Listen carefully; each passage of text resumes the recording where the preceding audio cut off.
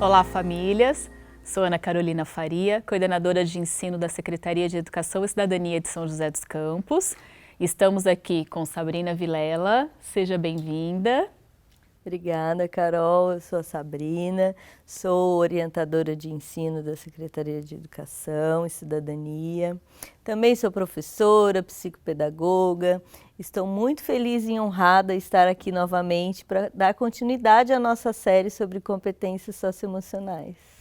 Então, a gente está trazendo para vocês aí uma série de programas falando um pouquinho sobre as competências socioemocionais. A Sabrina está aqui com a gente hoje de novo. E hoje vamos falar sobre qual competência, Sabrina? Hoje nós vamos falar sobre o engajamento com os outros, né? Como se engajar com o outro, qual é essa competência, o que a gente precisa desenvolver junto com ela. Então vamos lá, o engajamento com o outro é a intencionalidade que a gente tem em construir relações com as pessoas. A gente tem a intenção positiva de construir uma relação com o outro, né? A gente tem esse interesse. E aí, para desenvolver essa competência, nós acabamos desenvolvendo outras, né? Existem diversas. E nós vamos falar dessas três aqui: iniciativa social, assertividade e entusiasmo, que vão contribuir para o nosso engajamento. Fala um pouquinho para a gente, então, sobre a iniciativa social. A iniciativa social é aquela habilidade da gente se relacionar com o outro, envolver-se com as relações sociais, manter, né? Então, até coloquei as dicas ali para a gente já contribuir com você que está aí de casa, né? Como que vocês podem ajudar o filho de vocês a ter iniciativa social, iniciar, manter e apreciar as relações. Então, o iniciar uma relação com alguma pessoa que a gente não conhece, né, ou um grupo de pessoas que a gente não conhece ainda, como que eu inicio, como que eu mantenho, às vezes, manter o relacionamento, qualquer tipo de relacionamento com as famílias, com os amigos, como que eu posso desenvolver e pensar em estratégias para estar sempre mantendo essa relação saudável, né, positiva. E também o apreciar, é o gostar de estar no meio das pessoas, gostar de estar ali no meio social, interagindo com pessoas. E isso que é a iniciativa social, ajudar as pessoas, ajudar como um todo também acaba favorecendo o engajamento. Sabrina, pensando na situação de estimular e iniciar as relações sociais, vamos pensar numa realidade que pode ser a das nossas famílias lá em casa. Eu tenho um filho que não gosta de se relacionar, não toma iniciativa de criar vínculo com outras pessoas, nem de estimular essa iniciativa social. A gente pode ajudar de alguma forma, não forçando, né, mas estimulando. Tem como a gente tentar trabalhar isso em casa de uma forma mais tranquila? Tem sim, Carol. A família pode ajudar muito, começando pelo núcleo familiar. Os avós, os tios, os priminhos, quando a criança ou adolescente está com esse certo distanciamento, a gente começar por quem ele já começa. Ele já começou, né? Já tem um certo vínculo, tem um grau de parentesco. Então, iniciar, para aquele que tem mais dificuldade, vamos iniciar conversas, iniciar relações, reaproximar por esse núcleo familiar, pelo núcleo de amigos mais próximos que o filho possa ter, e aí sim ele vai tomando mais gosto ali por estar com aquelas pessoas, até que ele vá desenvolvendo essa habilidade e consiga se sentir confortável num grupo maior de pessoas, porque a iniciativa social traz isso, né? Que nós conseguimos nos sentir confortáveis num grupo pequeno, como um grupo grande de pessoas. Eu também ia te perguntar isso. A gente sabe que as pessoas são muito diferentes, né? Cada um tem uma personalidade muito própria. E existem pessoas que são muito mais sociáveis, né, que fazem amizade na fila do banco, né, que conversam com todo mundo, têm essa facilidade de tomar a frente, de ter uma iniciativa social, mas existem pessoas também que são mais introspectivas, né, que não prezam muito por esse interesse de estabelecer uma iniciativa social. Existe um equilíbrio, vamos dizer assim, algum sinal que a gente possa perceber quando não está sendo saudável não tomar essa iniciativa social? Então vamos pensar no adolescente, né? Os adolescentes têm os interesses próprios, costumam estar no grupo afim, mas a gente tem percebido que durante esse período da pandemia todos ficaram muito isolados, né? Então ter a iniciativa social pode estar sendo um pouco mais difícil, mas até que ponto é saudável estar mais isolado ou não tomar a iniciativa e até que ponto a gente talvez precise procurar ajuda, pensando na criança e no adolescente especificamente? O desenvolver essa competência de iniciativa social acaba contribuindo para o não desenvolvimento de uma depressão, por exemplo. Né? Por isso que é importante desenvolvendo essas competências mesmo. Mas no caso do adolescente que você trouxe, eles não tiveram, como várias, não só adolescente, né? Tanto contato social nesse período de pandemia, agora as coisas foram retomando o contato presencial ali, foi sendo retomado agora, há pouco tempo, né? Mas eles continuaram com contatos virtuais. Então, de certa forma, continuaram tendo iniciativas sociais de forma digital.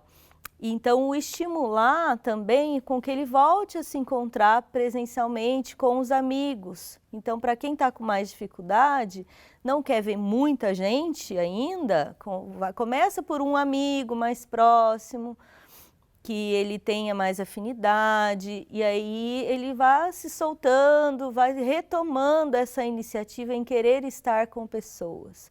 Isso tudo acaba contribuindo futuramente, vamos pensar no adolescente, né, que você citou, mas futuramente ele estará inserido no mercado de trabalho, precisará conviver com pessoas, várias pessoas, várias diversidades aí, né, hoje em dia. Cada um tem a sua personalidade, tem a sua diversidade, do seu jeito de ser e agir. Então, é importante que ele vá retomando, né, quem está com mais dificuldade, vá retomando essa questão das relações sociais por conta do futuro mesmo, que exige isso da gente. Né? Exige um trabalho em equipe na sua área, na sua profissão. Então, e a questão da interação, da iniciativa social, Carol, não é só o relacionamento com um grupo de pessoas, com uma pessoa em específico. É a questão também da sociedade, né? Como que a gente pode ajudar a sociedade, não só uma, duas ou um grupo de pessoas. Então, estar engajado aí e tomar a iniciativa por uma causa social, por exemplo, né? Também é uma forma de estimular. Ô Sabrina, outra dúvida que eu tenho é uma realidade hoje os adolescentes jogarem online, né? Então, eles têm ali vários jogando ao mesmo tempo, simultaneamente, o mesmo jogo. Isso pode ser considerado uma iniciativa social? Carol, é complicado, né? A iniciativa social precisa da presença ali das pessoas. Então, o jogo online acaba não contribuindo para isso, né? Eles estão mantendo um vínculo, estão tendo uma relação, mas de forma virtual. Então, as relações sociais de forma presencial, pensar na iniciativa social, estar ali presente, acabam desenvolvendo várias outras habilidades importantes para a convivência em sociedade. Então, vamos estimular aí o pessoal em casa que está jogando muito a voltar, a retomar, a ter iniciativa social de forma presencial, né? Perfeito. E aí, pensando na iniciativa social, só essas relações são suficientes para que a gente desenvolva essa competência ou a gente também pode desenvolvê-la de outras formas?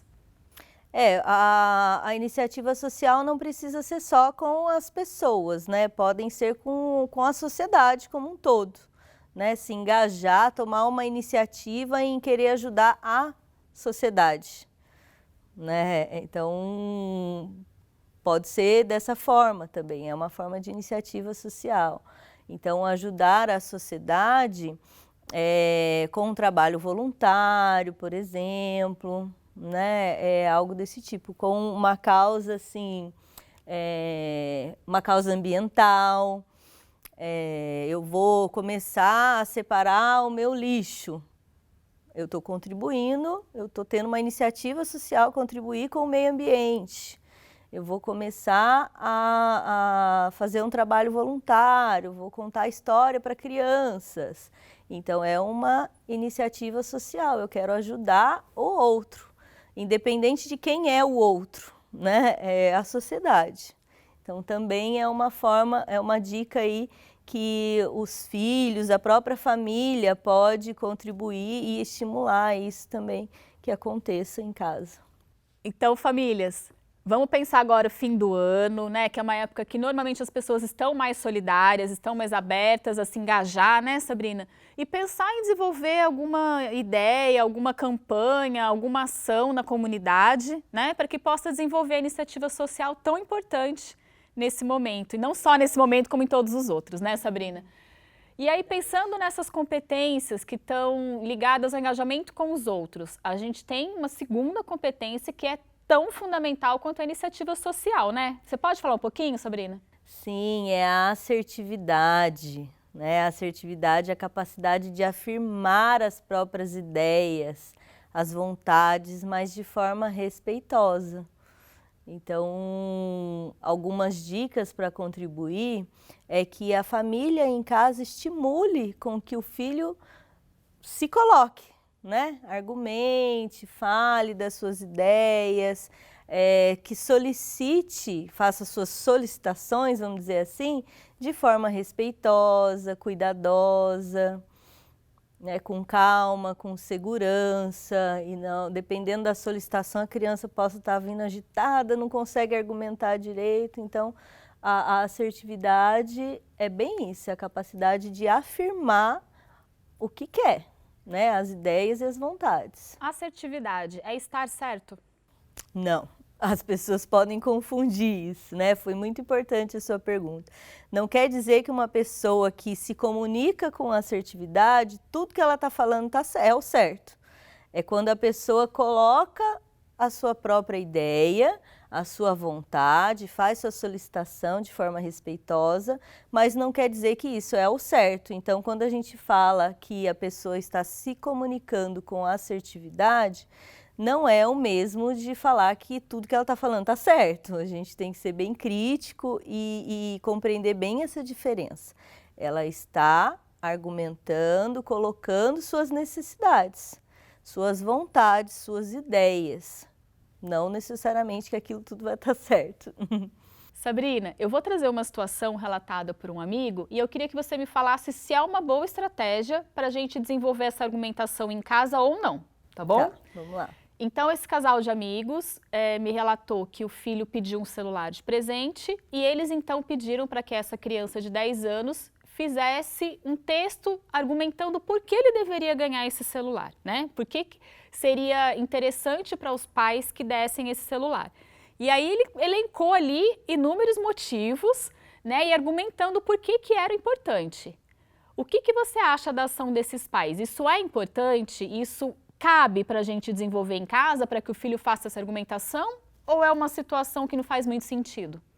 Não, Carol, faz todo sentido, muito legal esse seu exemplo, essa contribuição, que a família consegue essa ilustração aí de um exemplo que dá certo e que funciona. Quando a criança ou adolescente quer muito alguma coisa, aproveitem essa oportunidade de explorar isso. Quais os argumentos, quais os motivos, se vai ter só benefício, né? Já pode inserir alguns combinados, algumas regras, mas o oportunizar com que o filho fale, argumente, coloque ali, as necessidades dele, faça a sua solicitação de forma respeitosa, ele vai desenvolvendo essa competência, vai desenvolvendo essa assertividade. Que vamos pensar no futuro, quando ele estiver ali inserido no mercado de trabalho, por exemplo, ele vai precisar se comunicar dessa forma, né? De forma assertiva, ele vai precisar colocar suas ideias, isso impulsiona, né? Então, é um exemplo muito bacana que você trouxe. E uma outra dica, já aproveitando o seu relato, é o argumentar sem fugir do tema. Às vezes pode ser que o filho ainda está aprendendo isso, começa a pedir uma coisa, daqui a pouco já vai para outra, já fugiu, já não lembra como começou a conversa. Então, ser assertivo também é isso, manter, sustentar aquela ideia sem fugir, né? Sem transformar em outra. Então, a família pode influenciar, né, falar sobre isso, sobre as formas de argumentar. Às vezes não deu muito certo numa tentativa, insistir num outro momento, pensar em mais argumentos, sustentar a ideia. Isso movimenta, né? Olha quanta iniciativa a criança ou adolescente consegue adquirir pensando nisso e se comunicando dessa forma. Sabrina, a gente já falou aqui no programa que é muito interessante que as famílias façam a construção das regras e dos combinados da casa em conjunto com as crianças e adolescentes, né?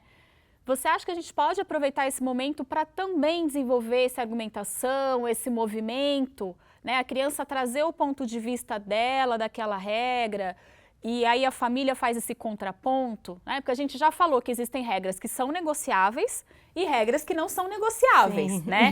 Então, dentro desse estabelecimento das regras negociáveis, você acha que pode ser uma boa alternativa a gente sentar com os filhos, estabelecendo as regras em conjunto e os pais argumentando os motivos deles para determinada regra e os filhos também fazendo esse contraponto? Também é uma forma de se comunicar com assertividade e de desenvolver isso, né? E quando conversa entre criança com criança, adolescente com adolescente ou com um adulto, às vezes o conversar com uma pessoa que já tem essa competência desenvolvida também favorece, mas a gente precisa aproveitar os momentos, qualquer momento, e fazer com que o filho argumente, com que ele se coloque. É isso que vai contribuindo para que ele vá se desenvolvendo, aprimorando, melhorando cada vez mais sua forma de comunicação. E além da assertividade, tem alguma outra competência que é importante? O falar, né? O se comunicar com assertividade, também a gente pode elencar com a questão do entusiasmo, que é o gosto pela vida, o gosto pela situação, envolver-se com as situações do dia a dia de forma positiva, alegre, otimista, é o se sentir entusiasmado com alguma coisa. Então, às vezes, a pessoa, ao se comunicar com assertividade, ela também se comunica de forma entusiasmada. Então, quando a gente pede para a criança ou para o adolescente, enfim, falar sobre alguma coisa que ele gosta, que ele fez, que ele gostou muito, ele vai se colocar com toda empolgação, com entusiasmo, vai colocar o lado positivo, né? Tudo que deu certo, tudo que gostou, tudo que gosta de fazer. Então, uma dica aí para as famílias é oportunizar isso, com que as pessoas contem o que elas gostam de fazer, o que elas se identificam, o que foi prazeroso, o que deu esse gosto, o que gerou esse entusiasmo. E eu acho que o exemplo também, né? Nós, enquanto pais, como os adultos, os mais experientes, né, nessa relação social, acho que é importante a gente também falar com entusiasmo, né? A gente vê muito em relação ao trabalho, muitas pessoas trazem o trabalho como um fardo, que é um sofrimento para acordar todas as manhãs e trabalhar. E a criança vai vendo aquilo e vai absorvendo, né, Sabrina? Então é importante também a gente, enquanto família, mudar um pouco isso, né? Trazer esse entusiasmo, esse gosto. É por aí?